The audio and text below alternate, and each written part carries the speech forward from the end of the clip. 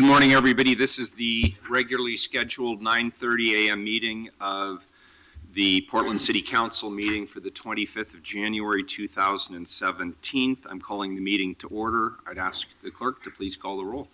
Fritz. Here. Fish. Here. Saltzman. Here. Udaly. Here. Wheeler. Here. The next order of business is communications. Before we begin, I just want to say a few words regarding council proceedings and maintaining decorum. The purpose of the Portland City Council meetings is to engage with the community and hear recommendation on the public's business. In order for us to hear from everyone and give due consideration to matters before the council, we must all endeavor to preserve the order and decorum of these meetings. To make sure that the process is clear for everyone, both those here and those watching on their computers or TVs, I want to quickly review some of the testimony guidelines. My hope is that these details help everybody to feel comfortable, included, and heard, and ensure that decorum is maintained. My hope is that, anyway, during the meeting, there's two opportunities for public participation. Communications, which we are at now. Communications items are the opportunity to speak briefly on any subject that you would like, but these items need to be scheduled in advance with the clerk's office. First readings of reports, resolutions, and ordinances, public testimony on these items must address the matter being considered at the time. Please state your name for the record. We don't need anybody's address. And if you're a lobbyist, please disclose that information at the start of your testimony. If you're representing an organization, we would like you to disclose that as well. Individuals will have 3 minutes to testify unless otherwise stated at the meeting. When you have 30 seconds left, you'll hear a beep and you'll see a yellow light flashing on the box in front of you. If you have handouts for us, please give them to the council clerk over here, and she'll be happy to give those to you. Conduct that disrupts the meeting, for example, shouting or interrupting other people's testimonies or during council deliberations, won't be allowed. If that behavior is seen, this guidance serves as a warning that anybody disrupting this proceeding may be escorted from the council chambers and excluded from City Hall. If folks would like to show your support or displeasure for a particular item or comment, please do so with a thumbs up or a thumbs down so that no one is disrupted, but we can see your expression. Carla, please call up the first citizen for communications today. I'm here to disrupt this meeting. If you're disrupting this meeting, then you are treading on other people's ability to speak. You're out of order. We're going to take a recess. Let's take a 10-minute recess.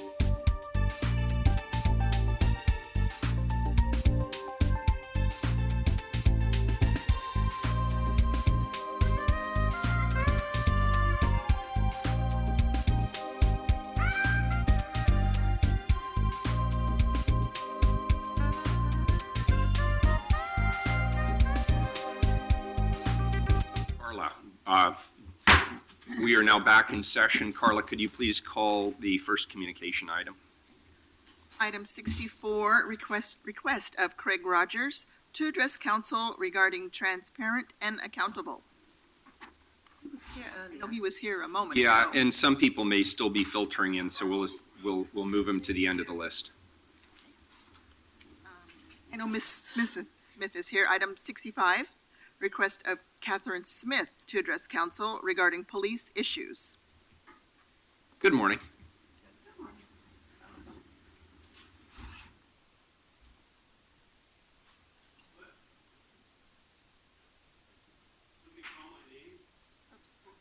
Oh, we'll take you next. It's okay. I'm sorry. Good morning, Mayor and Commissioners. Good morning. I did time this, and it's going to go about 20 or 25 seconds over. Is that okay? Yeah, go for it. All right. Mayor Wheeler, you are the Portland Police Commissioner. I need to ask you to intervene and talk to Police Chief Mike Marshman. Several Portland police officers and police employees are taking illegally, that is stealing, most of the letters, reports of evidence, even certified letters I sent to PC Marshman, asking him to assign my case to another Portland cop. Mail theft is a felony. It's an attempted murder case to me and my son. The officer assigned to my case more than 3 years ago is being blackmailed by the perpetrators, some tigered cops, to not investigate nor to prosecute them.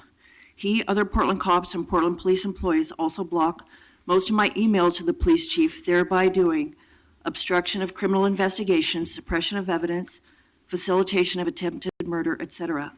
I testified to Mayor Hales and the commissioners at least 4 times, but Hales would never even talk to Portland police about this, giving no legal reason because he didn't have one. He did this due to some bad and negligent advice from his city attorneys, I heard. And it appears people who have no experience reporting such crimes and probably little or no knowledge of the technologies they shoot us with daily, to me 24 hours a day. I know that the police are the right people to report these assaults to. I've been reporting this for several years, and they have to investigate, collect evidence, interview the cops who stalk and shoot us, etc. It is no legal protection to the mayor and the city that instead of using his own authority to make the police stop these assaults, that he and his employees suggested to me that I call Project Respond, IPR, 211, Portland's Women's Crisis Line, the mayor of Tigard or Tigard Police. I told him and the commissioners and city attorneys why that won't work. I live in Portland, so does my son. It's Portland Police's job to stop these crimes here, even ones done to people remotely, as those at least 8 to 10 Tigard cops do. More than a year ago, when I testified about this, I gave pages of websites for the mayor and commissioners to look at, to know more about what these microwave weapons, ultrasound weapons, voice-to-skull weapons, that's mind control weapons cops have had more than 20 years, and lead and machine sleep deprivation are. Even if they didn't bother to read those, they're responsible for that information I gave them. I have lots of permanent injuries on me. They say to me every day they shoot my son with these when he's sleeping to give him cancer, and they voice-to-skull him all day long. Sergeant McCormick and Sarah Westbrook said about 1 year and 4 months ago, I must go outside of Central Precinct to look for another cop to investigate my case. Since then, I stand outside Central Precinct with a big sign that says, will you please make some Tigard cops stop shooting me and my son with microwave weapons, ultrasound weapons, voice-to-skull weapons, lead and machine sleep deprivation, etc. Most cops and detectives walk by and ignore me, as if advised to. A few say hi or good morning. There are hundreds of us in Portland who are shot, injured, tortured, incriminated with these weapons by those Tigard cops. My ex-Tigard neighbor lady participates in this. Almost all the homeless and poor people are their targets, they say. They lure most of them to Portland, they say, and don't let most of them work, so they're forced to live in the shelters and low-income housing places that are loaded with these harassment technologies. They harass people of other categories more subtly, usually. Please email me to say what action you did to stop these crimes to us. No response or an ineffective response is acquiescence and facilitation. Thank you for your testimony. And Carla, if you could please read item 64. I think Mr. Rogers is here. Request of Craig Rogers to address council regarding transparent and accountable. Morning, Council. Good morning. For your patience. My intention of being here is lifting the bar up with regards to transparent and accountable. I'm a good example. Hope dies last because I've kind of been down here at least once a week, sometimes every day, ever since May of 2014. That's when the street fee started. So OPB's been doing an article on toxic city council, One thing that seemed to me to be left out of that is why. And I've been down here and accurately stated, in my opinion, that the bar's so low, you need a shovel to find it. I'm watching the death of democracy at the level of Portland City Council, and I live in Portland where everything's okay and nobody's responsible. And, coming events cast their shadows before them, so I had an intuition about where things were going.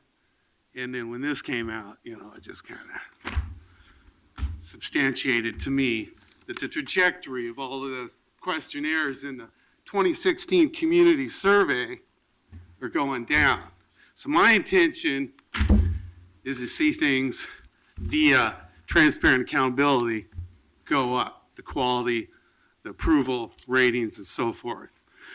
So at the beginning of the street fee, it seemed like there was no vote, no oversight, no sunset, raised any time spent on anything, it could go on forever. That didn't seem right to me. The vote's pretty important. If you're a convicted felon in prison, you don't have a right to vote.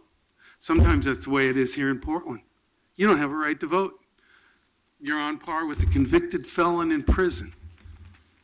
I want more people to know about that because right to vote is a bedrock of democracy. So I start getting into street fee, putting the numbers together on the computer, all of a sudden this 60 million or whatever they were asking. No, we're talking more like $1 billion, And hey, I start communicating to my friends, my colleagues, we're talking, it's not 60 million or whatever. No, billion, now it's $1.5 billion. And I bet you it's up to 2 billion now. So, let's see, let me follow my own handwriting here. Okay, Joe, I turn on Channel 6. Here's Joe on Channel 6 going after, they want to cut $35,000 for Gary Corbin, he used to be a city employee, for this survey thing, and it's like, I understand how the interstate bridge, $200 million just to study it, but Joe was getting out there saying something about it, and I'm glad he did. So, I went to the Elliott Center and I saw a past member of City Council speaking, and he said to these emerging local government leaders, you know how you deal with the public? You give them choices. And immediately what I thought was Henry Ford. You can get a Model T in any color of choice as long as it was black. And you know what? I thought that's a two-way street because the citizens can give the politicians a choice too. There's a door there and a door there, and there is a plan B. That's all I have to say. Thank you, sir. Carla, if you could read the next item, please. Item 66, request of Moses Rosen to address council regarding biblical teachings, reading the orphan, the destitute, the downtrodden, and the rich. Good morning, sir. Good morning, Mayor.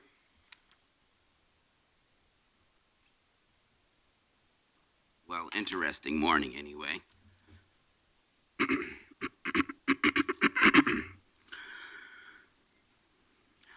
Adonai sifetaf tifta ufi yagid tilateha.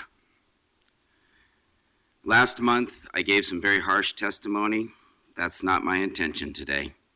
I also handed out some nickname names, so I'll follow up with our newcomers. Chloe, you the lady.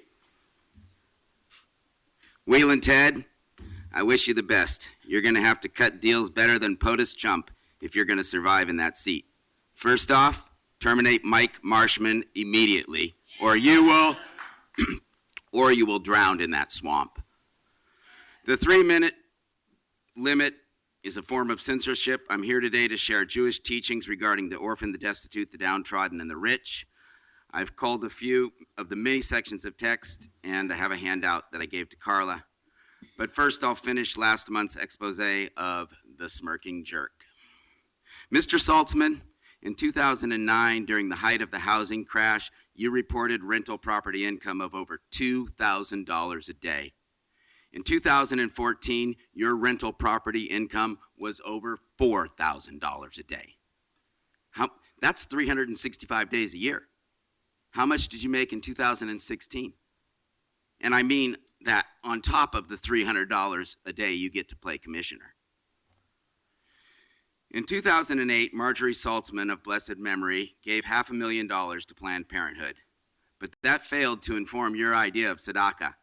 I say this because 2 years later, in 2010, you lobbied for and voted to grant $600,000 of the city's money to a charity that your then girlfriend worked for. That was the same year you were police commissioner, the same year Frashauer murdered Aaron Campbell, the same year of the road raging Sergeant Kyle, not so nice. Both officers are still on the force. In fact, in 2013, Frashauer was the 4th highest paid Portland City employee in a paid vacation for murder scheme. 2013 was the same year that you became the housing commissioner. Since then, we fell headlong into an affordable housing state of emergency, and we watched the number of homeless people skyrocket. Last October, just as the rain and cold were moving in, you pulled the plug on a project that some wealthy Portland developers had created to shelter 1,000 people. Why? Because you have a beef with the operations director that they had hired. Then 4 people froze to death, and a baby. On October 12th, the council passed a new police contract that gave the devilish institution more money and less accountability. Like you, I was hiding out in my synagogue on that day. Ironically, at the exact time that my rabbi was speaking about the importance of Black Lives Matter, your riot police, I have 2, please give me 25 seconds. Your riot police were rioting and trampling and pepper spraying your citizens. Nick the Smelly Fish is on the record of accusing me I'm going to have to ask you to as an wrap up. anti-Semitic attack. He clearly misunderstands because I am a God-fearing Jew. The simple truth is Mr. Rosen, I'm going to have to ask you, please, to end your testimony. Thank you. There's other people who've signed up too. I have waited a month. Carla, could you please call the next item? Agenda item 67, request of Charles Bridgecane Johnson to address council regarding Black Lives Matter, service to the poor, and ending oppression and privilege.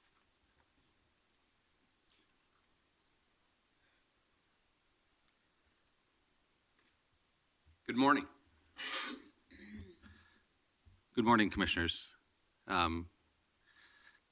There's so much on our plates as a city. So far, we haven't even had chance to talk about the federal. Oh, I'm supposed to tell you that my name, for the record, is Charles Bridge Crane Johnson. And the bridge crane is a very important device related to community activists, especially Ms. Teresa Rayford, who's recently undergone surgery. And a bridge crane is an incredibly versatile free speech tool when people feel that the system is locking them out by channels and structures and procedures and decorums. It's sometimes necessary to deploy the people's bridge crane. So we'll see if this is one of those days. I know, I hope, I pray that you've been listening to the testimony of the citizens before us. And when we had our previous interruption, there's a coffin, I think, still in this room because this city values clean restrooms over human beings. All over the city are neighborhood community centers that we do not let people into after closing hours because, oh my God, someone might leave a beer can or a needle on the floor. The bathroom 2 blocks away, which is a militarized hardtack prison bathroom. We lock people out so that they can do their whatever bad thing is going to happen, whether it's rape or death by overdose. We can make that happen outside the bathroom with somebody who's had to crap their pants or crap in the business of one of the precious business alliance doorsteps. So we're not as good as we think. There's a lot of demonizing of the lunatic president, and that's an important truth. But a more important truth for us to move forward is to look at our failures as a community and as individuals and find ways to empower one another and partner with one another. We have to find a way that with a city council that has a retired psychiatric nurse, we can have a city where there's no barefoot women carrying around frozen stillborn babies. So just, some things need to happen and some things should be stopped from happening. So I'm not going to say exactly what's going to happen during the course of this meeting, but the ordinary functioning of Portland City Council has not been enough to prevent these tragedies. Once again, we're in this odd situation where out of all the landlords and real estate professionals in Portland, so far, only the business working with the Menashe family has stepped forward to make climate-controlled space with indoor hygiene facilities, only sinks and toilets, not showers, available.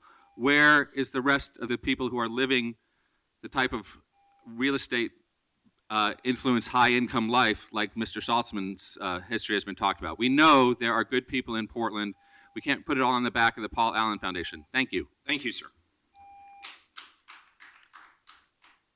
Item 68, request of Lightning Watchdog PDX to address council regarding City Hall mayor talks.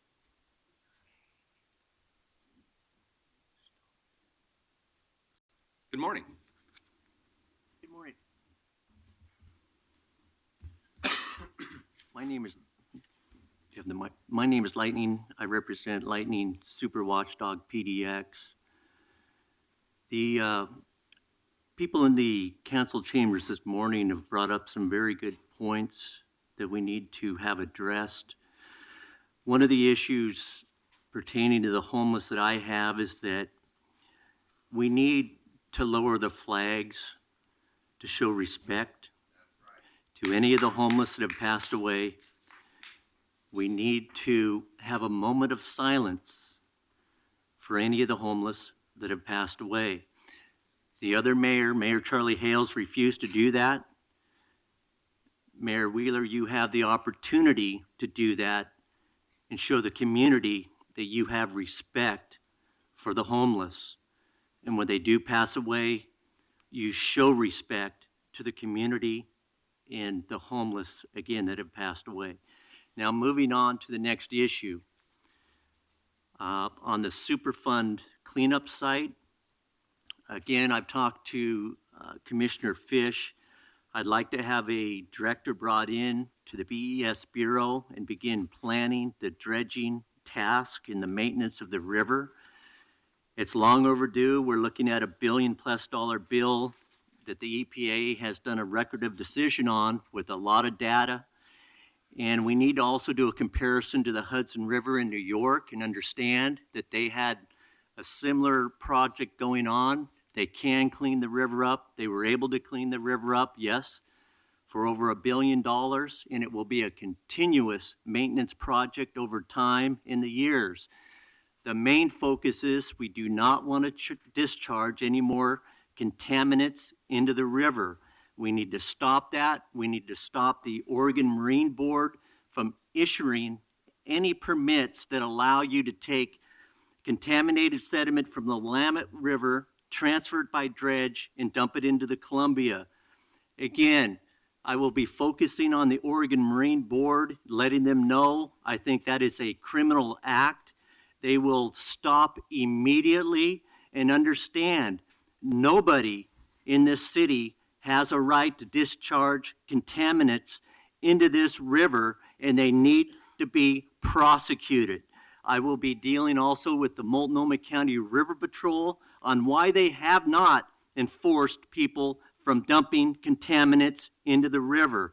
I want to understand why they get grants from the Oregon Marine Board stating in the grant, one of the conditions is keep the river clean. We have just been imposed a $1 billion bill on the river. The river is not being kept clean by the people that are supposed to be doing the enforcement. Thank you. Thank you, sir. I appreciate it. Carla, I'd like to move to the consent agenda and then get to the time certain items. Has any item been pulled from the consent agenda? Yes, Joe Walsh has requested item 71 be pulled. Item 71 then will move to the end of the regular agenda. Could you please call the roll on the remainder of the consent agenda? Fritz. Aye. Fish. Saltzman. Aye. Udaly. Aye. Wheeler. Aye. Excuse me, time certain items. Can you read the first time certain item, please? Item 69, accept the quarterly technology oversight committee report from the chief administrative officer. Good morning. And if you could do me a favor and introduce yourselves for the record? Thank you. Good morning, Mayor and Commissioners. I'm Jen Clodius, a Senior Management Analyst with the Office of Management Finance and staff for the Technology Oversight Committee. With me today are Dr. Wilfred Penfold, who is the former Mayor Hale's representative on the TOC, and Jeff Baer, the Director of Bureau of Technology Services. As you know, the TOC is made up of 5 members, each appointed by the council members. The other TOC members are Ken Neubauer for Commissioner Fish, Diana Garcia for Commissioner Fritz, Josh Mitchell for former Commissioner Novick, and Mike Lynch for Commissioner Saltzman. We are here to present information from the Technology Oversight Committee's quarterly report for October through December 2016. That quarter, TOC followed only one project, ITAP. Normally, we would project dashboards showing you the condition of the reports. However, because the ITAP contract ended last summer, the dashboard would be full of NAs. This will change, and Jeff will explain how that's going to change over the next quarter. In December, TOC added 2 projects to their portfolio, the Data Center Move project and the SAP Enterprise Asset Management project. TOC is also tracking, but not overseeing, 2 other projects, the Invoice Cloud Electronic Bill Presentation Payment System and the 5E Telephone Switch migration. Wilf is going to explain where the projects were up through to the December report, and then Jeff will bring you up to date on what's happened in the last month. Wilf? Yes, hello. Good to meet the two new members of the commission. I wanted to cover the 3 projects that Jen talked about, particularly the first project, which is the larger project that we've had for a while. We'll talk a little bit about the other 2 projects, which are both new to the Technology Oversight Committee. The main project I wanted to spend a little bit of time on is the Information Technology Advancement Project, which, as you know, we've been working on for a while. I'll give a little bit of a description of it for those who are unfamiliar. This project develops a paperless permit and case management process and allows complete online access to permits and case review services. Project deliverables include digitization of online access to historical permits and property information, implementation of an updated permit and case review information management system, online case and permit application and review services, and mobile online access and fields for field staff, and implementation of an automated queuing system. As you can see, it's a fairly complex project. We've, over the last year, I think those of you who've been on the commission and seen TOC reviews before know that this has been a tough year for the ITAP project. I think the right things have been done. I'm feeling that this is probably the first time the TOC has been able to come to this meeting optimistic about the ITAP program. Last year was difficult because management of the program had to look for good ways to bring the work to a halt, so as we can have a look at where we want to go from this point forward. I think we're at a key point in that project. I think that the outlook is very positive. We're seeing nicely structured, forward-looking planning coming in, and we're at a point at which I think that the opportunity is there for us to take a different approach to this task that is more incremental and allows us to make some significant progress as we move forward. So I think the TOC would indicate that we are positive about where we're going in the future. Jeff, did you want to add to that? Thank you, Wilf. Good morning, Mayor Wheeler, members of the council.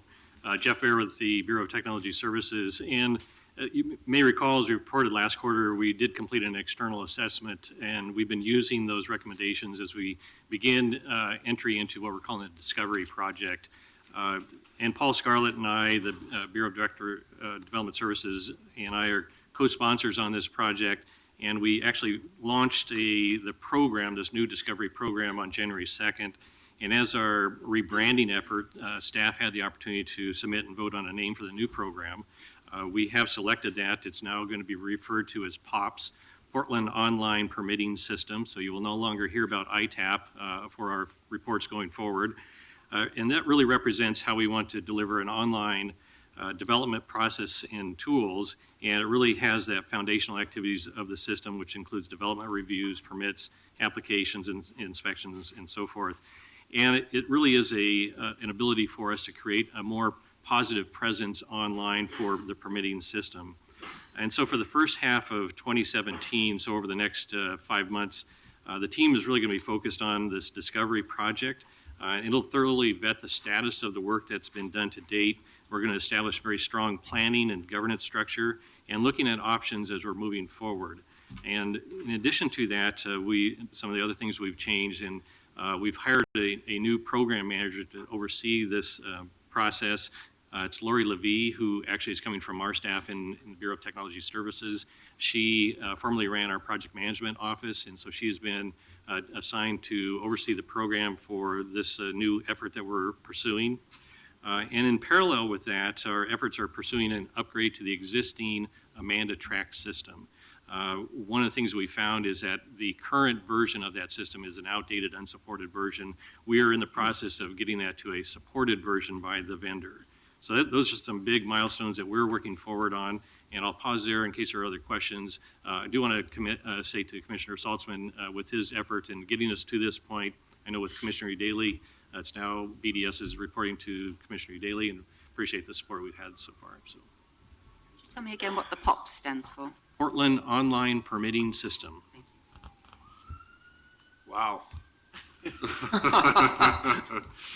Any further board questions or comments at this particular juncture?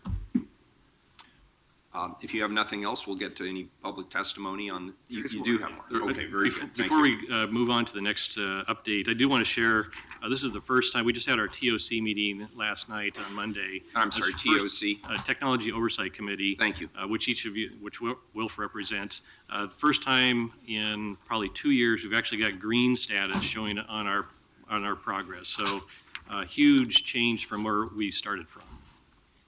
I would back that up by saying that we're very happy with where we've got to. It's been a tough year to get here. I think we're in a really good position, but I think there's still a lot of work to do. So we appreciate your attention to what we're trying to do here and your support as we go through what will be a new planning cycle on this program. So thank you. You want me to? Yeah, the second project. These two projects are new to the TOC, so there's really not a lot of update, but it's worth sort of just outlining what they are. So the Data Center Move project, which is, this project is to move the city's primary data center from the Portland building to a competitively selected co-location facility. This project will also obtain a secondary out-of-region co-location data center for facilities that will be used for data center recovery in the future. BTS requires facilities that offer acceptable levels of physical security, power, cooling, redundancy, monitoring, and compliance. So this project is just, as I say, coming to the TOC. We're expecting there to be quality assurance added in the next month. They have not been assigned yet. And we'll be reporting on this as we go forward. Jeff, did you want to? Yeah, I'll just do a quick update. So we've been diligently working through the terms and conditions. We did select a vendor who is Via West, who is out in Washington County in Hillsborough off Highway 26. And sometime in the next few weeks, we're going to be returning back to City Council for approval to execute that agreement. So we're just at the final tail end of getting through the contract terms and conditions. And our schedule remains on track to have the data center vacated out of the Portland building by the end of the calendar year.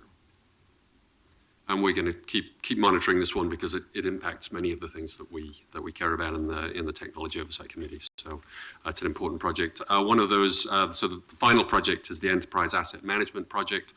This project will implement a solution for management of property and facilities by constructing a central repository for all city-owned land, and will build a facilities asset management system. It is an integrated and scalable solution that will improve tracking, cost management, and planning for preventive maintenance. Again, this is a new project, and we expect the quality assurance team to assign a new manager to that very shortly, and we'll give you updates as we progress on this program. And one notable update I have on this, I've currently placed a hold on this project related to the data center until we have a migration plan fully baked out, so we actually know when we're going to be moving the data center out. What we don't want to do is have new applications put onto the data center so that we then have to undo and move it and then replace them back on. So it's currently on hold right now.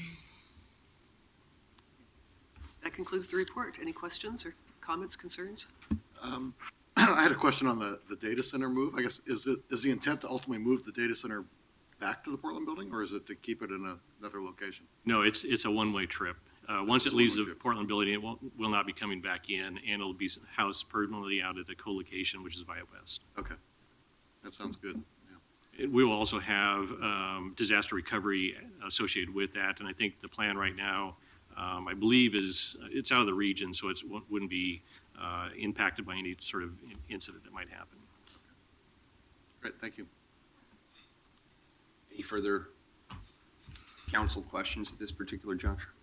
Just thank you for the report, and we're going to do our best to keep it in the green. I like the green too. Great, thank you. Carla, how many people do we have signed up for public testimony on this item? We have 5 people signed up. Very good. The first 3, please come on up, are Charles Bridge Crane Johnson, Jesse Sponberg, and Star Stoffer.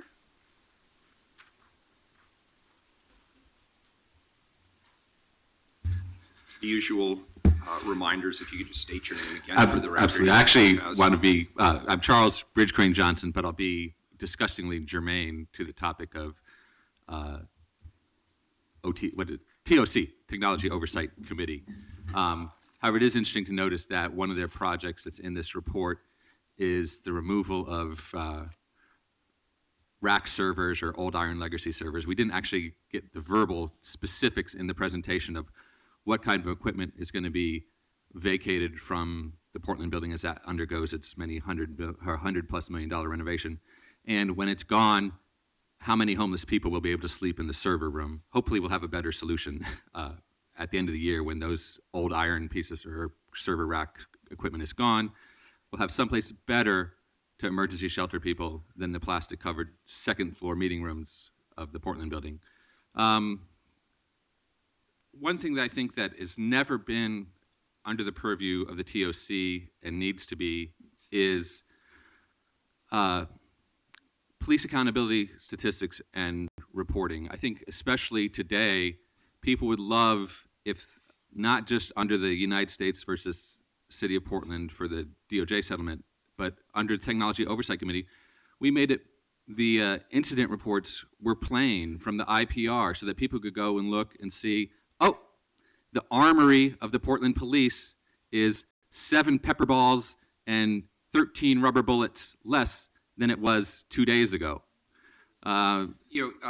Folks, again, I've offered to meet with people on this subject after the city council meeting across the street. No, actually, public testimony has to be on the item that's being discussed. This is not a discussion about police accountability. This is about a technology project. I'm still very happy to meet with people on this other issue after the meeting across the street in the park. But let's please keep our testimony germane to these issues, because we do have people who are here to testify on these subjects, and we're taking their time away. Thank you. And I am serious. And we're stepping on their voice, and that is not fair to them.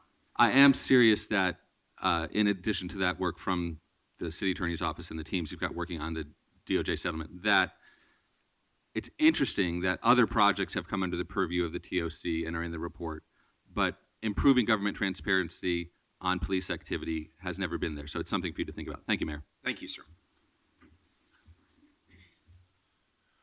Good morning, guys. My name's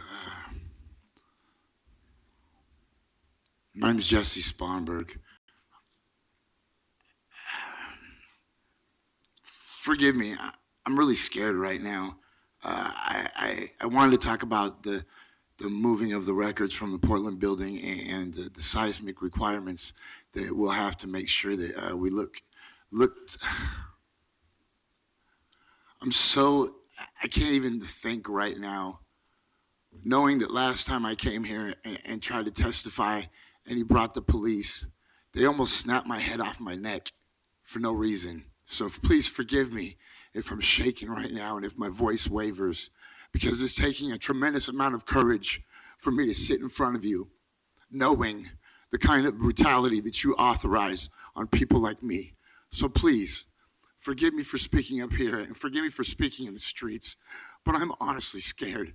So don't let this brave face betray how much I'm sweating right now or how I can feel drops of sweat running down my arms, knowing that at any time one of these women could be thrown down the stairs, or I could be thrown on top of Teresa Rayford, who asked me to tell you hi. She's in the hospital right now and she's getting better. So let me get through this. So the thing is, we're moving our records out of the Portland building to a safer location because the Portland building needs seismic upgrades. But the truth is, if the city of Portland was to experience an earthquake that was close enough to the Hanford Nuclear Reservation or to the Columbia Generating Station, can you see me shaking, Ted?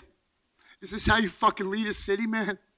So if there's an earthquake in Portland, it's going to hit those 11 fault lines on which the Columbia Generating Station sits.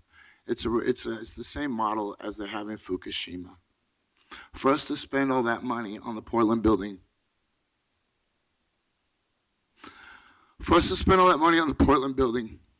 when people are dying in the streets,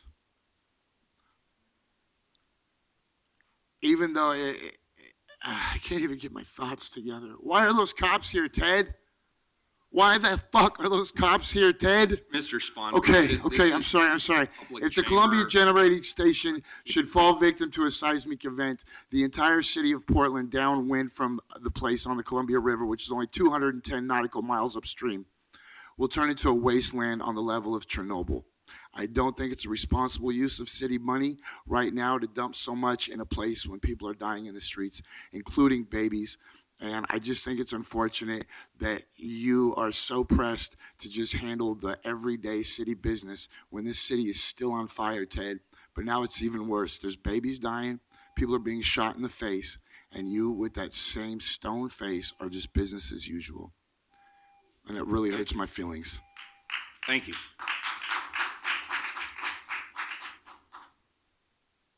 Good morning. My name is Star Stoffer. This is the first time that you and I are face to face. It's not the first time that I have met these other folks, except Chloe's. You're new as well. I had a lot to say about technology oversight, but like Jesse, I'm having trouble finding my words.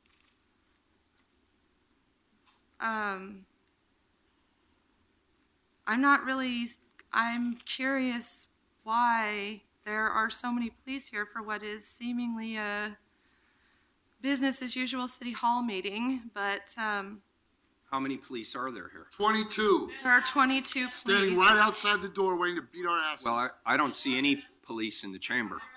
They're waiting They're outside. upstairs. Okay. Anyway, keep going. Amanda, will you show them where they are, please? Will you show them? You really don't know there's 22 cops here, Ted? Excuse me, folks, You listen. just asked us. I'm getting back to continue your testimony. Please continue. Thank you. Let's try and keep this moving. I'm assuming that by technology oversight, that includes the uses of our available technology right now. Maybe not, but right now we have technological resources throughout this city. The police, in fact, who 22 of them are upstairs right now, could concur that they have resources available to lend aid to the community rather than just terrorize the community. And I'm just curious why that is not being talked about more. Why is that not more of a pressing issue for you? When I see This testimony is not relevant to the issue at hand. Is that the end of the public testimony? We have two more people signed up. Okay, unless you have testimony that's germane to the issue at hand, I'm going to have to ask you to move on. I have a whole minute and a half left, To talk about the item at hand. If you're not going to talk about which the is item at technology hand. oversight, correct? That's correct. And so what I'm talking about is the use of the technology that we currently have available to us here in the city of Portland in regards to how it can benefit our community and not just this council and the police force that seem to have a controlling utilization of that technology.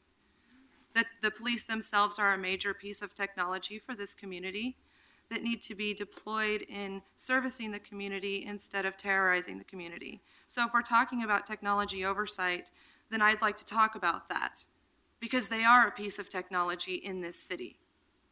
That is relevant. It may not be the words that you would have chosen, but it is definitely relevant. And as a woman and a community member in this city that goes out day after day after day and works with the community and builds a relationship with them, you don't get to tell me my voice isn't relevant. I will come back every single Wednesday if that's what it takes until you acknowledge that my voice is relevant. Right up there. He has the technology available to him right now to utilize it for the benefit of this community, for the actual safety of this community, to lend aid to those who are dying of exposure, to lend aid to people who are just trying to utilize their rights to peacefully assemble. If we're talking about technology oversight, then I guess my question is, why are you using the technology available to terrorize instead of better your community? Thank you. The last two are Standard Schaefer and Robert West. Again, name for the record, please. Please stick to the item at hand. Good morning. My name is Standard Schaefer. I'm representing a group called Empower Portland, particularly their ad hoc committee around seeming communication problems between emergency services and the PPD. And so I'm curious about how this technology is going to improve that. So far, investigations seem to show that there's an extreme communication problem, that when police officers are tear gassing innocent civilians. I'm sorry, this is not germane to the issue. It's absolutely at hand. germane. The It is police, not. I've talked to the fire department about this, and they don't know what kind of gas Listen, you guys are using. Again, people, They don't if know you how want- to if you want triage to speak injured on patients. this subject, I have agreed to meet across the street Will you- after will this you meet meeting. with my group about And the if you want, emergency you can communications sign up breakdown? like everybody else for communications, like the other people behind you This is a did. technological You can do that issue. too. We're discovering breakdowns in the protocol by the fire department, the emergency services, and the PPD. No, what you're doing is I you're have gumming up evidence the of meeting this. so that people who want to testify on other issues are going to get less time because Will you guys meet are with out of us order. about this problem? Because people are being injured and there's no communication between PPB and emergency services about how to properly triage these victims. Would you agree to meet with my group and discuss some of the I have already breakdown? said I will be available in the park after this isn't- meeting. I'm Well, not it with- depends on you. I'm not How with long do you these want to people. make I'm this representing meeting? another group. Because we have another meeting this afternoon, so it's really up to you guys. Could I ask you to state your name for the record, please? He was not speaking This is to the outrageous. subject, so I've This is moved on. outrageous. My name is Robert No, West. it's not a communication problem. It's a listening problem. Sir, go ahead. My name is Robert West. I'm from the Police 911, and there's a couple things I want to bring up. One is Keith Davis is banned from City Council because one of the commissioner workers filed an anti-stalking order against him, which now prohibits Keith Davis from coming in to testify. I think that is absolutely 100% wrong. Keith Davis should be able to come to City Council Again, just this like has everyone nothing else. to do with the issue at hand. And so unless you're going to get to I the also issue at wanted hand, to- I'm going to have to ask you to stop. I also wanted to bring up the fact that a little child was gassed. Portland police fired tear gas at a little child. You know, I hate to do this, folks. We're going to have to take another recess. I'm sorry for those of you who showed up today to testify on these items. We'll take a recess.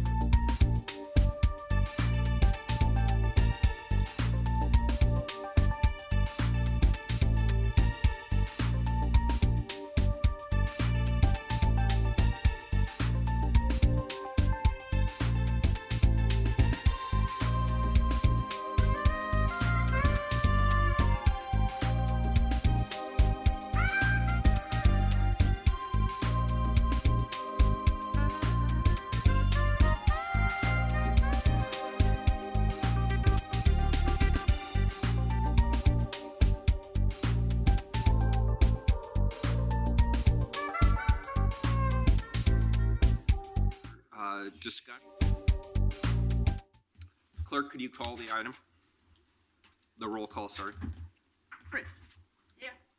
We're doing the roll call on item 69. Yep, sorry. I'm sorry, yes. Thank you to the Technology Committee. Congratulations, Commissioner Daly and Mayor Wheeler. The new POPS project, Portland Online Permitting System, is now reset, which, we went a long time to see if we could make it work because of a previous vendor that just didn't perform as they had been contracted to do. Thank you, Director Paul Scarlett, for your work on that, and also Rebecca Sponsel, who absolutely tried her absolute best and worked with the attorneys to get it done as best we could. So that's nice. That's reset. Really appreciate the report, which is what we're actually voting on today, is the report. And so I'm happy to accept it. Aye. Fish. Thank you for your excellent presentation. Aye. Saltzman. Well, I want to thank the Technology Oversight Committee for their great work, and also to thank Paul Scarlett and Jeff Bear for their co-sponsorship of the new POPS project. I like that name. I think that's Portland Online Permitting System. I think it's great. So keep up the good work. Thank you. Aye. Daly. I don't want to repeat what everyone else has just said, so I'll just say what they said. And I'm also a fan of POPs, so let's please stick with that. Yes. Wheeler. POPS it is. I'd also like to thank Tom Reinhardt and his team for their good hard work on this. The report is accepted. Carla, could you please read the next time certain item 70? Declare intent to initiate local improvement district formation proceedings to construct street improvements from Northwest 9th Avenue to Northwest 19th Avenue in the Northwest Front Avenue NATO Parkway Local Improvement District. Commissioner Saltzman. Thank you, Mayor. This is an exciting local improvement district project that has lots of support, and we are leveraging our existing pavement preservation funding so that $1 of pavement funding becomes $1.74. The additional $1.1 million in LID funds provide greater assurance that we can address the pavement rehabilitation needs, while also adding 3 partial traffic signal rebuilds and ensuring that curb ramps are ADA compliant for persons with physical disabilities. With that, I'll turn it over to Andrew Abbey, our LID administrator. Thank you very much, Commissioner Saltzman. Good morning, Mayor Wheeler and council members. Joining me today is Julia Kuhn from Kittleson and Associates. Good morning. Just wanted to run through our presentation here. So there is a new development underway called the Field Office on Northwest Front Avenue, and this is an aerial photo. You can see it's a little bit to the north of the Fremont Bridge. This is a map of the area proposed for improvement from Northwest 9th Avenue to north of Northwest 19th Avenue. What those numbers that you see along all those different pavement segments are what we call the PCI scores, or the Pavement Condition Index scores. I want to emphasize that we're not using any of our Fix Our Streets funding that came from the voters with the gas tax for this project, but this project nonetheless will make a big dent in our backlog of arterial pavement in poor condition. So you can see that the pavement scores there, we rank everything in the city on a 0 to 100 scale, a 0 being an unpaved street and a 100 being a street that was paved yesterday. We have pavement scores along this important arterial as low as 21, and the goal of this project is to bring those pavement scores up to 100 when the project is complete. There also is a certain amount of risk financially and when you open up the road in terms of what you find. And so the contingency that we've built in here is that we have budgeted for a contingency in this project, but we also are providing the city engineer with the option of dropping the very north end of the project 760 feet out of the total length of the project, which is 3,702 feet. We fully expect to be able to build the entire length of the project, but I just wanted to be transparent with council that when you are working with these roads that are very old, you sometimes find things in the field that you didn't anticipate. And this is an example of what we're looking at. This is a manhole that kind of sticks up out of the pavement on Front Avenue. So if you run marathons, when you come down here in the summer or the fall, you'd want to make sure not to trip on that manhole. So that manhole, when this project is complete, will be at flush grade with the pavement. Here's an example of bus service. Line number 16 operates on this street. You can see a pretty poor trench patch in that pavement, and we have new pavement restoration standards with development, so we fully expect that once this road is reconstructed, that we won't see recurrences like that in the future. This is an example of depressions in the pavement on Front Avenue. You can see the standing water there on the street. So when we rebuild the street will drain properly to the curbs on either side of the street. And then here is a bicyclist whom I took a picture of about 2 weeks ago. You can see there's a lot of cracks in the pavement, potholes, et cetera. So we want this to be an attractive environment for cyclists. This is the new development that's planned along Northwest Front Avenue. Here's another picture of it. You can see that that new development wraps around the infamous Dockside Restaurant, which is, has quite a place in Portland's history. And we expect there to be a very attractive streetscape when it's all done. You're going to hear from the developer here in a moment, but we are looking to add another bike town location here. Fundamentally, the problem that we have here is that we have a missing gap in bike lanes between Northwest 9th Avenue and this development. And so the developer was willing to come to the table with $1.1 million in LID funds, which will be eligible for STC credits as a way to fill that gap. So the development will be very bike friendly, but the goal here was to fill that gap in the bike lane so people could actually ride all the way to the development.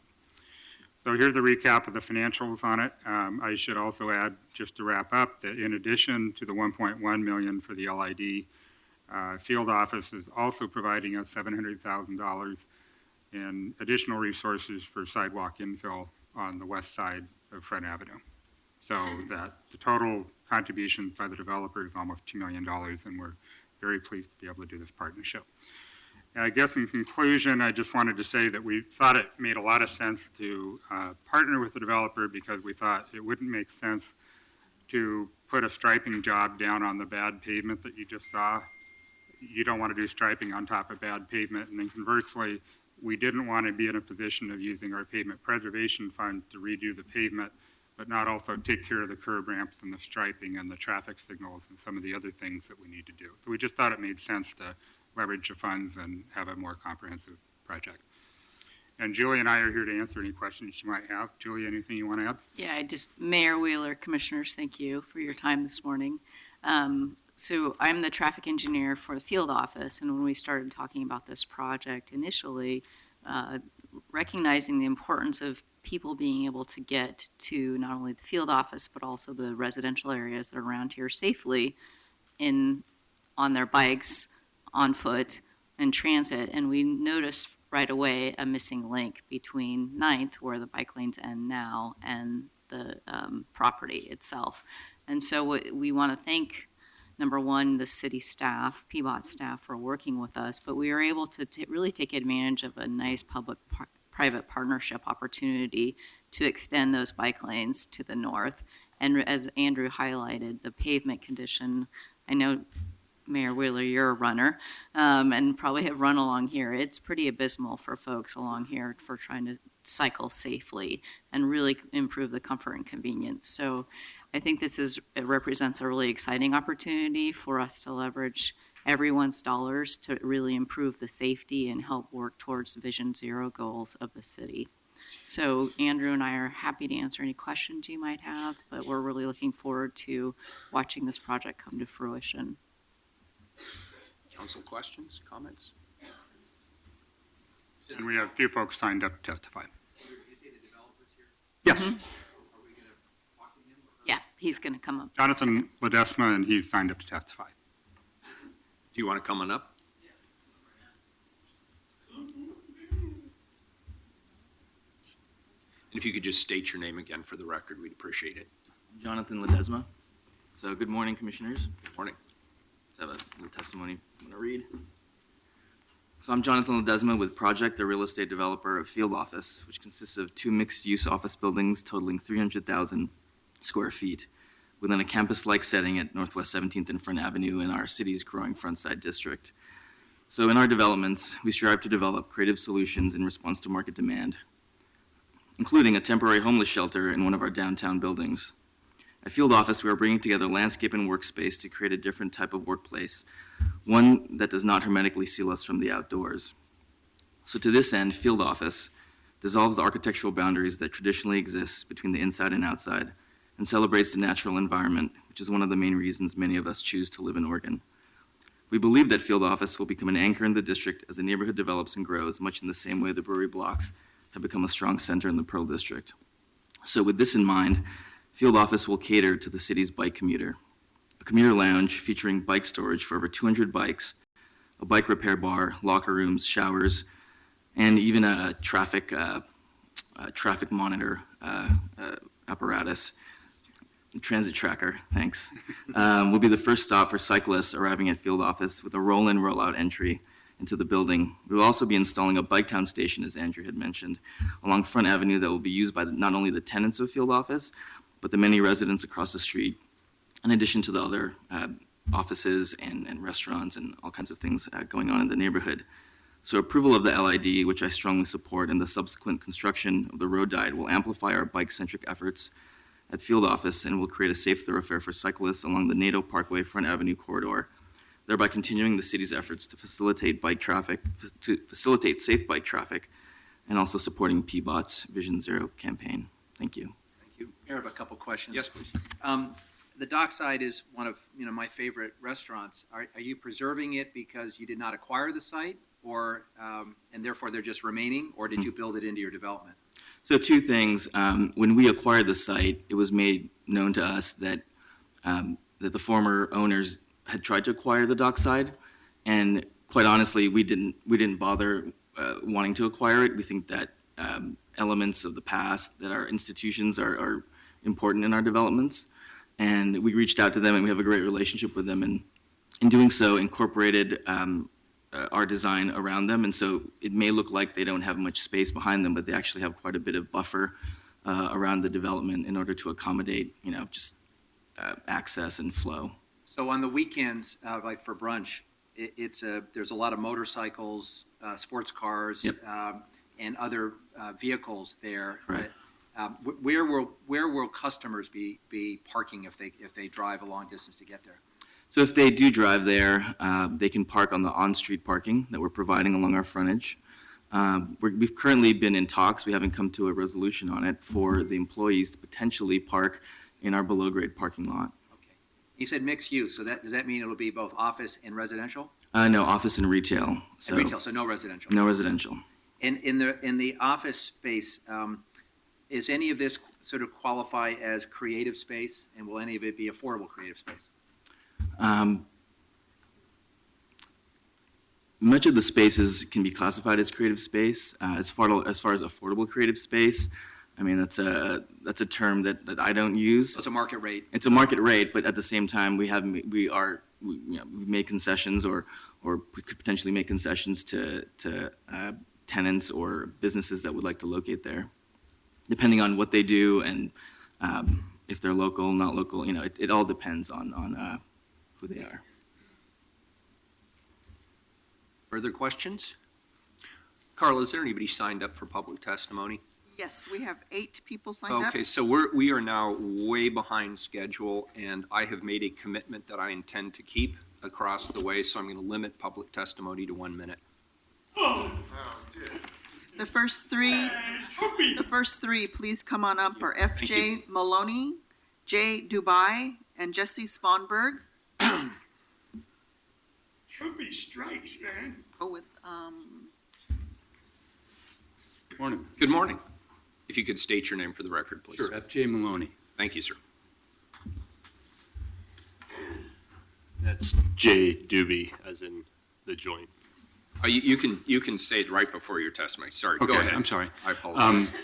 My name's F.J. Maloney. I live up in off of Skyline Boulevard, and I work over on close in east side, over on the Burnside Rocket, on across from Hippo Hardware there.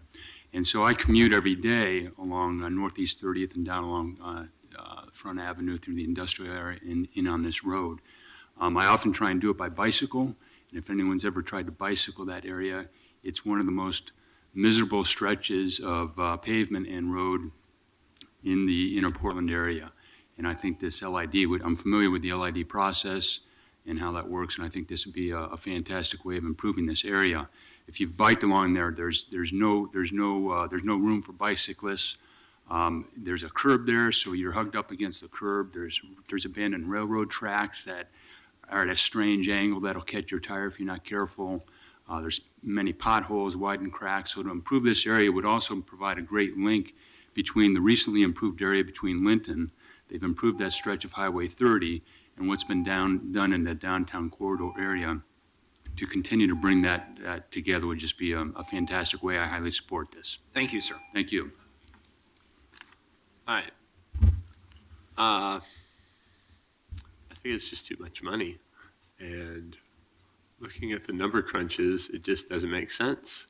And again, it just seems to be going toward the one demographic of people, i.e. the richer people, and helping spread out kind of the Pearl area. And though I like the people that have the money that are trying to be all green and stuff, I really don't think there's so many better things we could be doing with the money, guys. Thank you, sir. Yes, sir.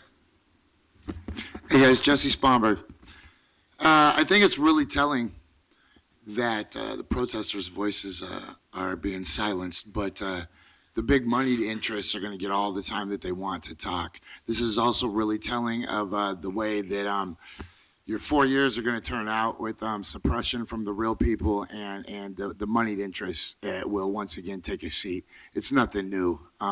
We thought that you were going to bring something different, Ted, but business as usual at City Hall is really sad. So I want to tell you how many people die on Division Street where I live. I want to tell you about Vision Zero, where we're supposed to have no deaths, okay? There are people literally dying on Division Street on almost a weekly basis, right? But let's dump that money to make this monstrosity happen in Portland so that this guy who lives on Skyline can ride his bicycle easier. Meanwhile, people will be getting swept to make room for this. People will be getting their stuff stolen and displaced again to make room for this. And there's no housing being built here. So you're going to take that money that should be spent on the east side and just continue reinforcing the status quo as usual. Thanks a lot, Ted. Thank you. The next three are Star Stoffler, Lori Grasso, and Mimi German. Enjoy your May.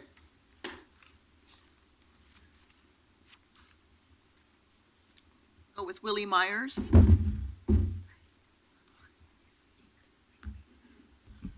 I'd like to ask a question of Commissioner Saltzman. It might be helpful to the people who are here today to understand where these funds are coming from, what kinds of projects the funds could be spent on, and how we prioritize the projects we move forward with. Okay, do you want to do that after this testimony? Up to you. I'd bring Andrew Abbey up and. Yeah, why don't we finish the public testimony? Okay, and that's I a just good thought it would be question. helpful because I think there's a lot of confusion. Good, Yeah. thank you. You're not going to listen anyway, so why do we need more information? This is the time for the people at the microphone to have their minute. Go ahead. Thank you. I'm concerned personally about this project. I can tell you probably 20, 30, 40, 50, 60, I don't know how many hundreds of people are out on the streets of Portland right now, houseless. All better things to spend money on than fixing cracks in sidewalks or making more room for more bike lanes for people to ride their bikes when there's people who don't even have a blanket. It just seems it's callous. And I'm ashamed right now that this is the representatives of my city, that is a more pressing issue, and how to spend that money on those projects and have another gentrifying developer come into my community that my father and grandfather built with their hands and callously talk about bike lanes and street cracks when there's a baby dead. So, shame on you. Thank you. You can state your name for the record, please. My name is Willie Myers. I'm the Executive Secretary Treasurer of the Columbia Pacific Building and Construction Trades. I'd like to start off by saying that the field office is actually a pension-funded project by the NEBF, which is the National Electrical Workers Benefit Fund, to allow and create accessibility to projects like this. It will help develop more and create more projects to create family wage jobs. This project alone will support 600 to 1,000 union construction jobs. So I've made a 35-year career out of temporary jobs. Thank you, sir.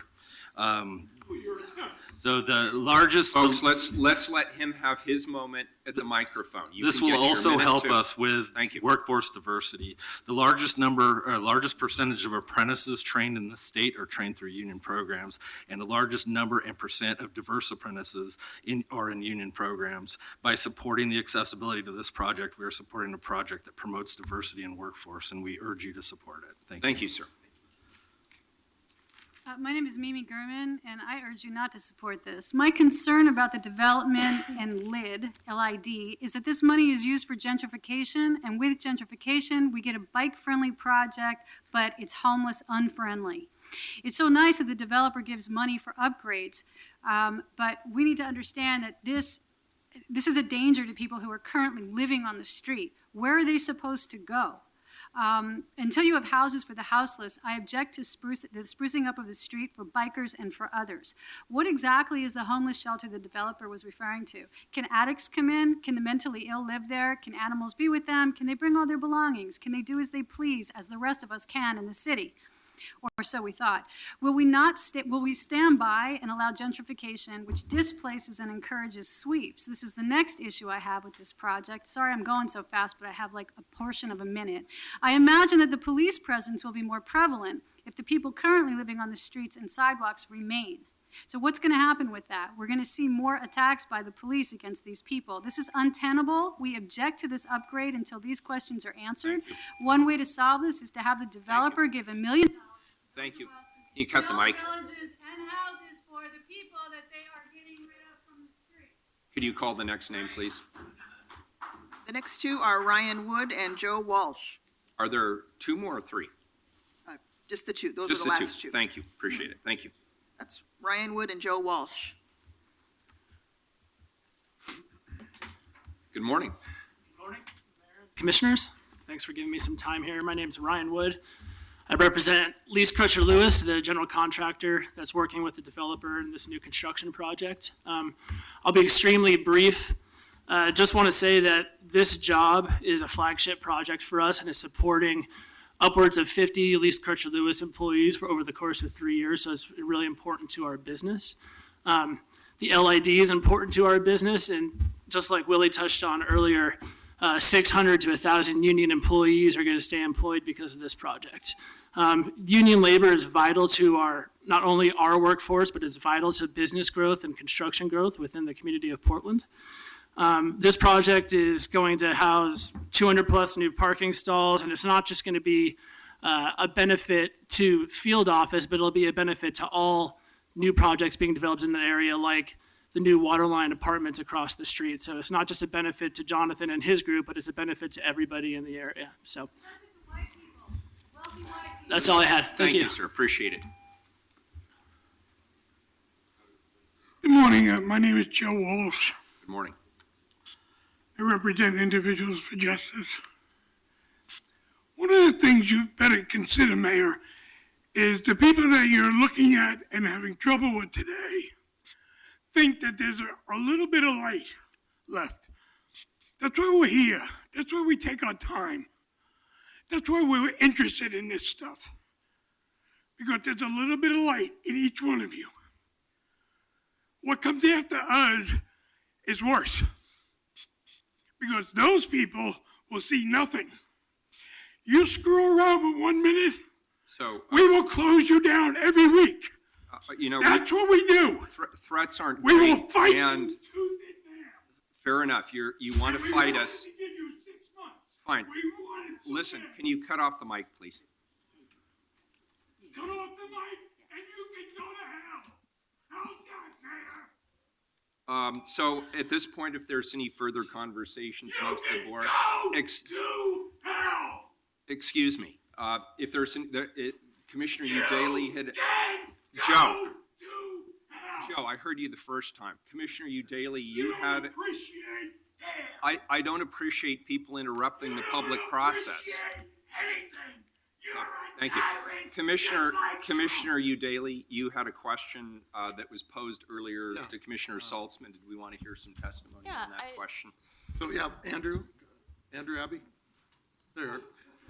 So I'll take a stab at it, and Andrew can correct me if I'm wrong, but it's about a $2.6 million project, and about 1.1 million comes from our paving preservation fund, and the other 1.5 million is coming, in this case, through the improvement district or the property owners along the route. Did I get that right, Andrew? Yes, and I think one thing that's really important to note. And a paving preservation fund is, I assume, gas tax money, or? That I don't have the exact details of where that came from. But it's not general fund money. It's not had- coming from the general fund that could otherwise be spent on other services. It's housed in the Portland Bureau of Transportation, so it is not a discretionary funding item. If we did not spend that money on Nato Parkway, we would spend it on a street improvement in another area of the city. I guess the one thing that I would note is last year. System development charge money? Yes. Okay.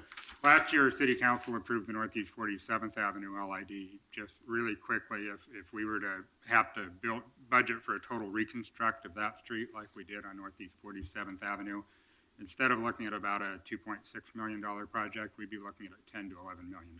So fundamentally, the reason that we felt that the timing of this project was critical is to make sure that we can rescue the pavement before it further rehabilitates, and then we're back here in council talking about a $10 or $11 million project instead of a $2.6 million project.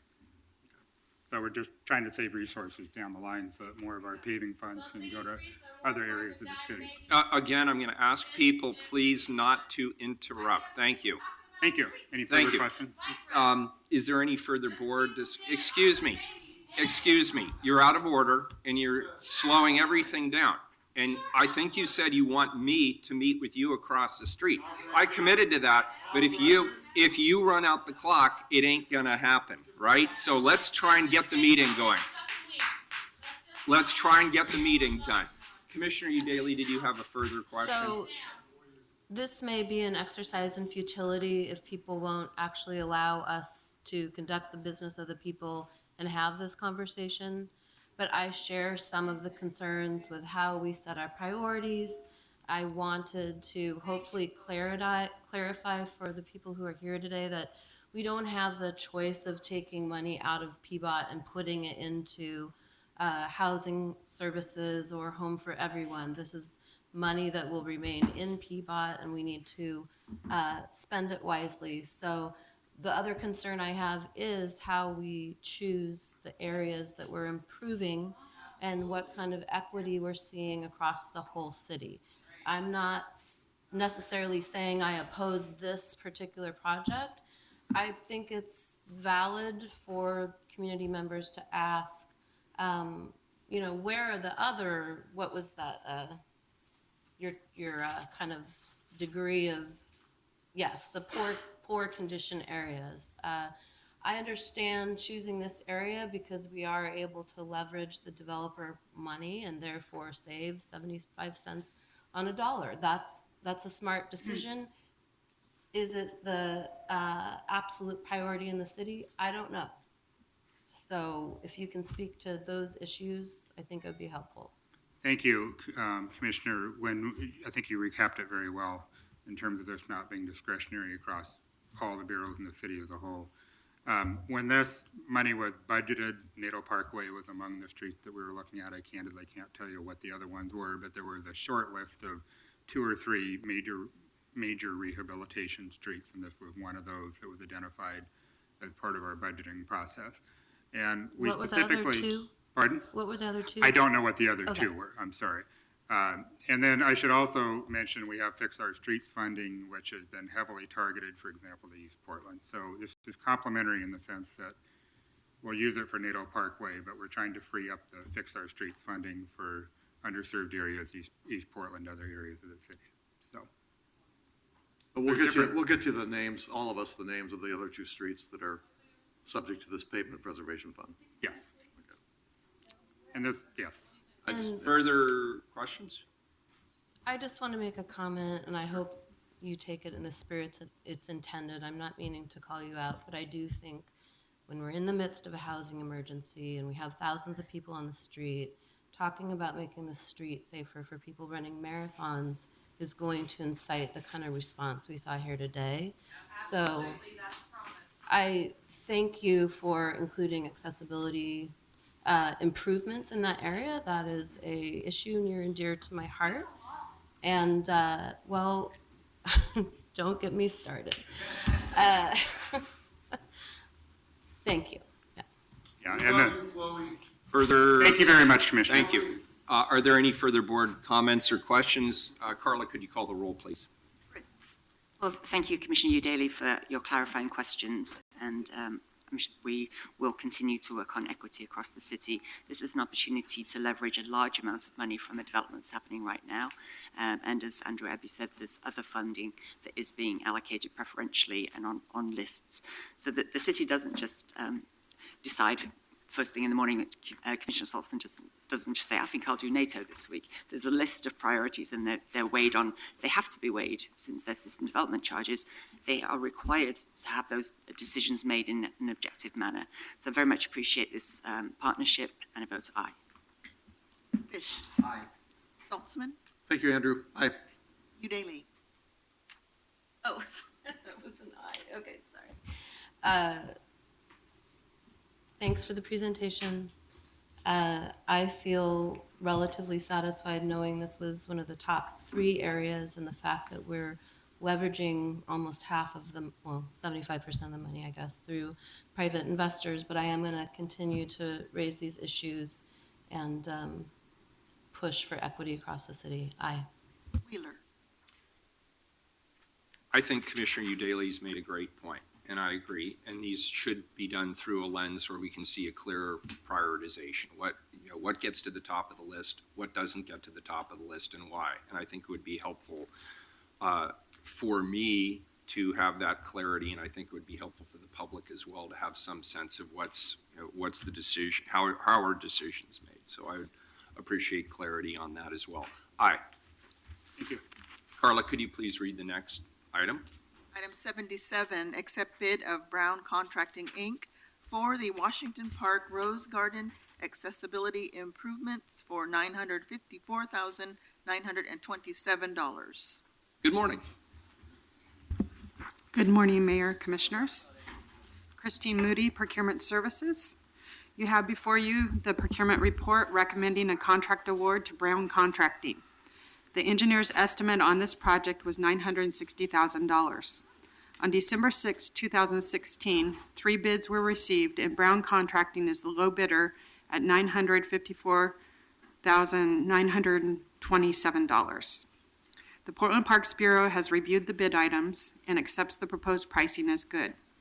The city put forward an aspirational goal for DMW ESB subcontractor and supplier utilization at 20% of the hard construction costs. Brown Contracting identified 3 divisions of work for DMW ESB opportunities with participation at 14.53%, or $138,750,000, with work being performed in masonry, survey, and landscaping. I will turn this back over to the City Council if there are any questions regarding the bidding process. Robin Laughlin is here from Portland Parks to answer any technical questions about the project you might have, and Sean Emmerich from Brown Contracting is in the audience as well. Board questions? Well, I know that you often try to get the percentage of disadvantaged women and minority-owned businesses up. Is this, in your opinion, the best we can do, and is it the best out of the 3 bids that were received? So the second low bidder didn't have, had the same type of participation on this. So the other work is being self-performed by Brown. So these are the only subcontracting opportunities that they had identified. So every subcontracting is being done with a DBE or MBE. And could I actually talk to the developer, the construction company? Thank you.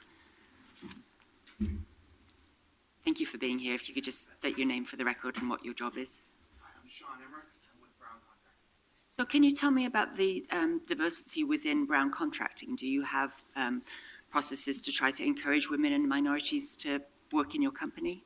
Absolutely, yeah. I mean, it's a goal of ours. Obviously, working with the city and knowing what your priorities are, it's a goal of ours to have a diverse workforce of our own. And how are you doing on that I goal? couldn't give you exact percentages off the top of my head, but we employ, of a company of 60 people, we have 4 women on staff. We have 8 Hispanics, 2 African Americans, a great old Filipino man working in our yard. Yes. Thank you. So I know that your company does do contract with the city on and off periodically, which I believe we've been very happy with your work.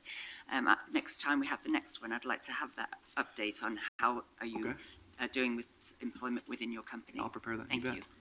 I have a question of first the commissioner. Commissioner Fritz, is the money for this project, did it come from the Parks Bond or from another source? It's coming from Fix Our Parks Bond. It's one of the first projects that we're getting done in the first phase. Oh, congratulations. And this was one of the projects and one of the themes that you placed into the bond. And this is what the public wanted, us to make our system more accessible. Yes, this is a lot of transportation improvements as part of this so that people using mobility devices can get from the parking lot to the lovely walk there. Yeah, and I spend a lot of time in that area with my daughter now, and it is relatively inaccessible to people that would have any kind of mobility issues. So I will be pleased to support this. Thank you. Good. Is there any public testimony on this item? I did not have a sign-up sheet for this item. Is there anybody who wanted to testify on this item? Why don't you go ahead and leave the dais, and if we need you for further questions. Thank you guys for what you guys do. Yeah, thank you. We Seriously. appreciate it. I've been sitting here for an hour and appreciate what you guys do. Sorry about the delay. No, I keep it up. apologize. Yes, sir.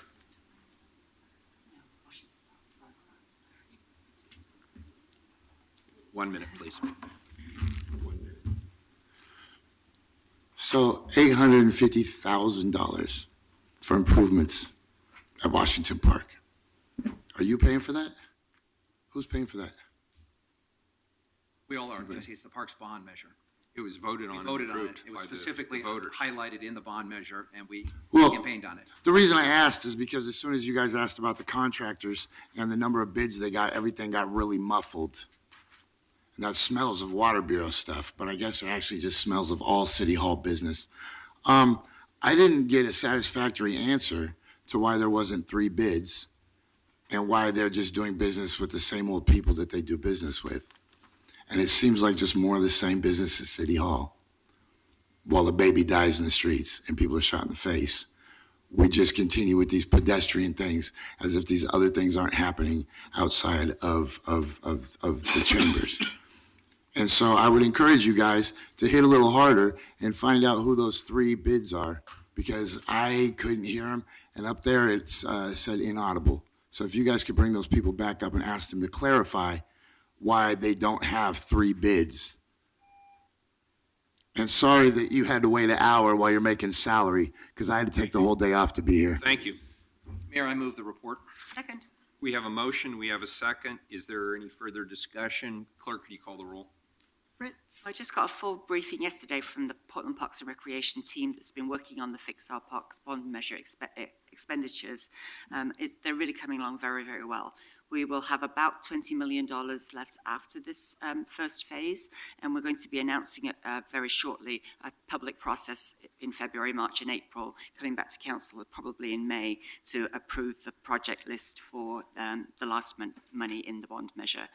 So I hope that everybody will participate in that, because we have about at least 200 million worth of repairs that need to be made and only 20 million to make them. So we certainly want to get everybody's inclusion, everybody's voice to be heard in that process. And I'm really glad about this Rose Garden project, because it's going to be done, completed in time for the centennial this year. No. I know it's going to get done in time for the centennial. I'm liking it. It's been such a disrupted morning. Aye. Fish. First, Commissioner Fritz, thank you for the leadership that you brought to passing the Parks Bond measure, and for prioritizing projects that make our system more accessible to all the people we serve. And I also want to thank you for the leadership role you played with me and others in converting all the single-stall restrooms in our park system to all user, so they are available and accessible to everyone in our community. This is an important next step in Washington Park, making sure that people, regardless of their abilities, are able to enjoy access to nature and to our park. And please to vote aye. Saltzman? Aye. Udaly? Aye. Wheeler? I want to congratulate Commissioner Fritz. I think this is outstanding work, and it does perfectly fulfill one of the objectives of the bond over which the Parks Bureau and Commissioner Fritz had a leadership role, an important leadership role, and I'm very pleased that mobility for all of our citizens is being taken into account. So I'm very happy to vote aye. Could you please read the next item? Item 78, authorize amendments to the Voluntary Retirement Incentive Program for 2017 Health Reimbursement Account Plan Document and Summary Plan Description administered by the Bureau of Human Resources, Health and Financial Benefits Office through June 30, 2022. Good morning. Good morning, Mayor, Commissioners. Anna Canwit, Director of the Bureau of Human Resources. I think the title of this ordinance probably takes as long as part of my presentation, and Kathy's will be. So Kathy Bless, who's our benefits manager, is here to also provide additional information on this ordinance. But this, if adopted, creates again our voluntary retirement incentive program. This would be the third year that we have done this. In prior years, the participation has been approximately 73 employees each time. Our Bureau directors are very interested in this program and having the tool available because it can mitigate impacts of budget reductions and loss of filled positions. Encourages people who are retirement eligible to leave the city voluntarily, thereby reducing, again, potential layoffs and also bumping as employees move throughout the city under obligations we have on our collective bargaining agreement. So again, this program can save a filled position, also one of the reasons that we like this particular program, which puts $15,000 into a health reimbursement account for the employees, is before someone is Medicare eligible, a concern about retirement can be, the expense of health insurance. So again, this provides that incentive. We believe it's a fiscally responsible program. Again, saving positions. The person who retires agrees not to come back to the city, with some exceptions being allowed, and can reduce unemployment costs as well because a person is retiring rather than being laid off. So overall, we think it's a very good program. Kathy Bless will cover more of the specifics, and then if you have any questions, we're here to answer those as well. Thank you. Good morning, Commissioners, Mayor Wheeler. Just to add a little bit to Anna's comments, we have about a quarter of city employees that are eligible to retire. So, and those same individuals often make their retirement decisions based upon the cost of purchasing health care prior to Medicare. So this tool really does help bridge a portion of those costs between when a normal retirement age of 58 for PERS 1 employees through Medicare eligibility at 65. And the program itself really does provide flexibility for bureaus. It allows for that knowledge transfer and institutional knowledge. It gives some time for folks to think about leaving and have the opportunity to be able to hire new employees coming into the system, which I also think is a benefit overall. We do require that employees are employed for at least 5 years invested within the pension system. There is requirements that, they're retiring for the first time. So definitely that these are not people that have come back and have other retirement benefits available to them. Also, it allows the bureaus that kind of flexibility once an employee does the application. that process really is completed, and it's just a matter of the retirement date set, and then the program fees for the 15,000 deposit directly. So with that, I'm happy to answer any questions, but I certainly hope that you authorize the VRIP program. Any board questions? Any further testimony? Clerk, could you please call the roll? Fritz. This is a helpful way to make sure that we can save some of the taxpayers' money while being very fair to our employees. So thank you for that. Aye. Fish. Oh, sorry. Saltzman. Aye. Udaly. Aye. Wheeler. Aye. Could you please call the next item, Carla? Item 79, extend term of a franchise granted to Olympic Pipeline Company to transport petroleum products by pipeline. Any board discussion on this issue? Carla, could you please call the roll? Fritz. Aye. Saltzman. Aye. Udaly. Aye. Wheeler. Aye. And if you could please call the next item. Item 80, authorize a contract with the lowest responsible bidder for construction of the Southeast Interceptor Rehabilitation Project number E10030 for $4,347,967. Commissioner Fish. Oh, sorry. Is there anybody here? I think we can take it from here. Thank you. That's great. If you would please introduce yourselves for the record, I appreciate it. Good morning, Mr. Mayor, City Commissioners. My name is Scott Gibson. I'm a principal engineer at the Bureau of Environmental Services. My team provides project management and engineering in support of the Bureau's capital improvement project. With me here today is David Hammond, who's our project manager. We're requesting approval of an ordinance authorizing award of a contract for construction of the Southeast Interceptor Sewer Rehabilitation Project to the lowest responsible bidder. The estimated cost of this sewer rehabilitation contract is $4.35 million. The project is within BES's current approved capital improvement program budget. The total project cost listed in the approved budget is $14.2 million, but the team at BES is pursuing a smaller scope of work than originally anticipated. Our current estimate for the total project including costs outside of the contract before you today, is $6.8 million. The main reason for this change is that the sewer condition is better than we had anticipated. This opened the door to less intensive rehabilitation techniques, and David is here with a short presentation.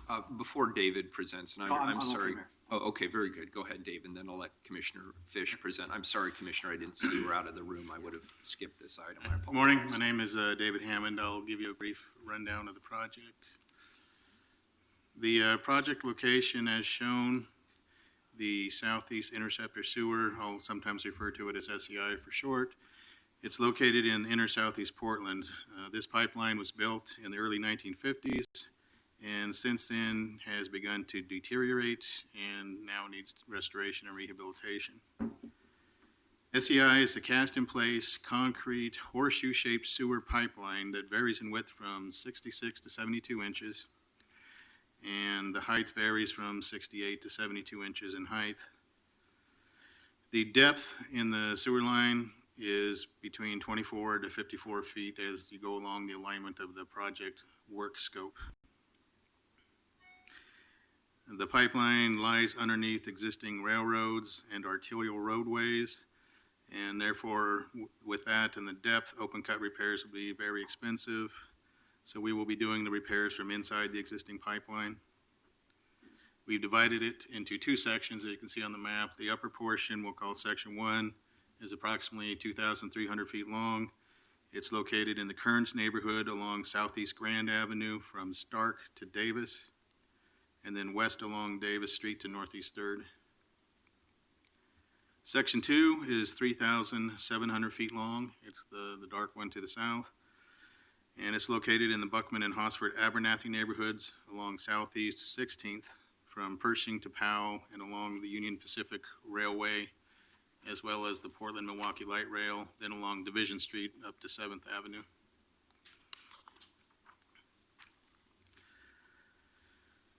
In all, approximately 6,000 lineal feet of the SEI will be rehabilitated to eliminate significant leaks and repair existing structural defects in the pipe. Grout injection will be used to fill voids outside the pipe and prevent further deterioration of the pipe. And we will also be using grout injection along 3 manholes on Grand Avenue to prevent further pavement settlement in the manhole vicinity, which has been an ongoing problem.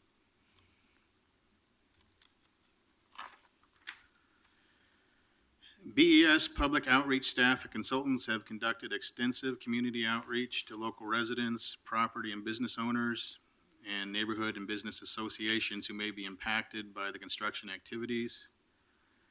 The outreach staff has mailed 6 public information flyers to the stakeholders. A flyer was also mailed out to inform them of proposed night work to help minimize impacts. A noise variance application has been submitted and a night work variance is being sought and will be required prior to allowing any of the night work to commence. Temporary traffic control will be used to maintain traffic flow, pedestrian access, and ensure worker and resident safety. And traffic will be maintained. Street closures will not be allowed.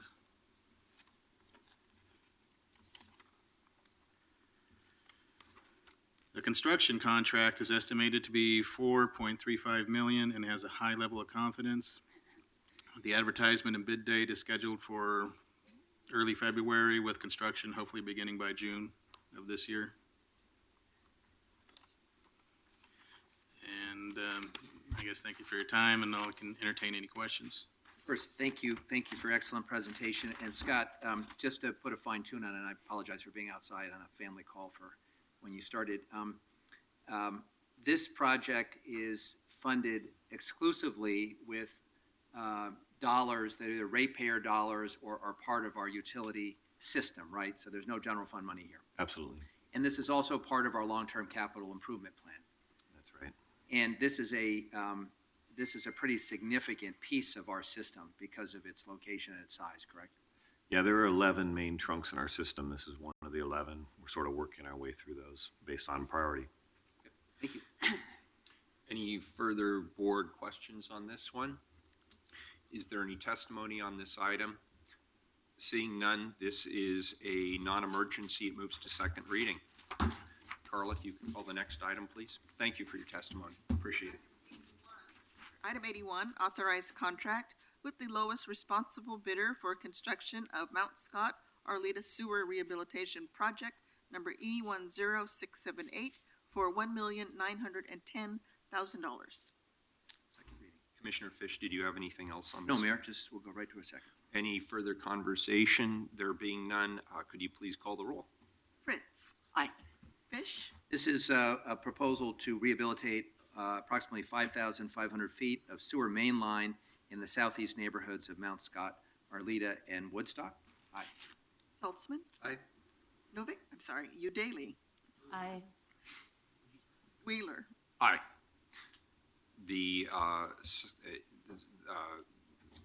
Could you call the next item, please? Yes. 82, authorized price agreements with 3 firms for on-call civil engineering services not to exceed $500,000 for price agreements. Commissioner Fish, anything else on this item? No, thank you, Mayor. Any testimony? Hearing none, could you call the roll? Fritz. Aye. Fish. Aye. Saltzman. Aye. Udaly. Carly, you're going to have to call Mayor Wheeler Hales at some point to make up for that. I almost did because that's what it said. No, in fairness, Aye. in fairness, I am regularly referred to as Commissioner Fritz, which I take as a great honor. We call you Fitz. Well, you can call me whatever you want, but I'm just kidding, we're all Carla. interchangeable. Wheeler. Aye. It passes. Could you call the next item, please?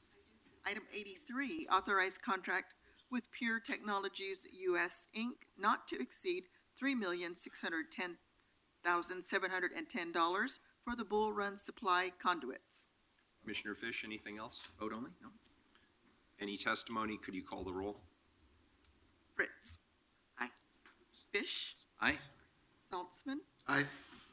Udaly. Aye. Wheeler. Aye. It passes. Could you call the next item, please? Item 84, create a local improvement district to construct street, sidewalk, and stormwater improvements north of Southwest Lauradale Street in the Southwest 47th Avenue Phase 1 Local Improvement District. Commissioner Saltzman, do you have anything to add? No. Any further discussion? Could you please call the roll? Fritz. Aye. Fish. Aye. Saltzman. Aye. Udaly. Aye. Wheeler. Aye. It passes, and that's it, right? The Oh, pulled I'm item. sorry. We have one item that was pulled off of the consent agenda.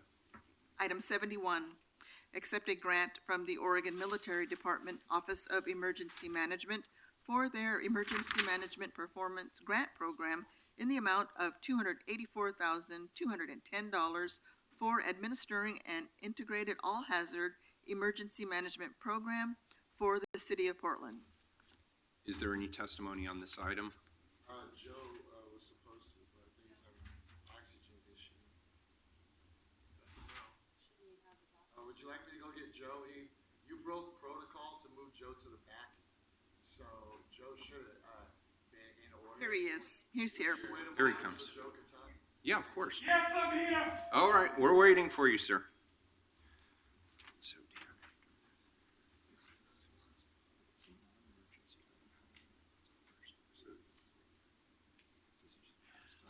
My name is Joe Walsh. I represent Individuals for Justice. Did you get a staff report on this?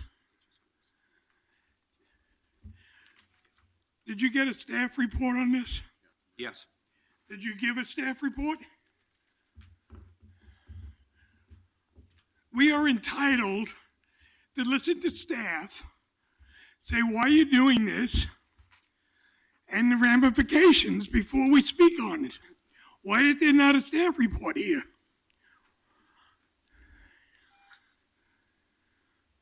Do you understand how this works, Mayor? That you're not a dictator? That you have to follow the rules? And the rule says you have to have a staff report. Where's the staff report? 13 seconds, Joe. Okay. Let me explain something. We're going to close you down every week. Every week. Okay, we can go to jail. They know me by my first name in jail. Or could you Doesn't bother me at all. You are a total idiot. You are a total idiot. Joe, you're not helping. You're not making your Not case very helping. well. No, you're not helping either. Clerk, could you call the roll since this is our last item? Fritz. Promise for you. Mr. Walsh, Such promise for you. Mr. Walsh, if you'd like to, I was just about to tell Nurse you. Ratchet, would you be quiet? It's my turn to talk. Would you Joe, be quiet, Nurse Joe, you're Ratchet? out of order. Just call the roll. Let's get this done. Fritz. Thank you. No, nobody's Aye. going to testify. Fish. Nobody testify. Fish. Saltzman. Aye. Udaly. Aye. Wheeler. Aye, thank you. The meeting is adjourned.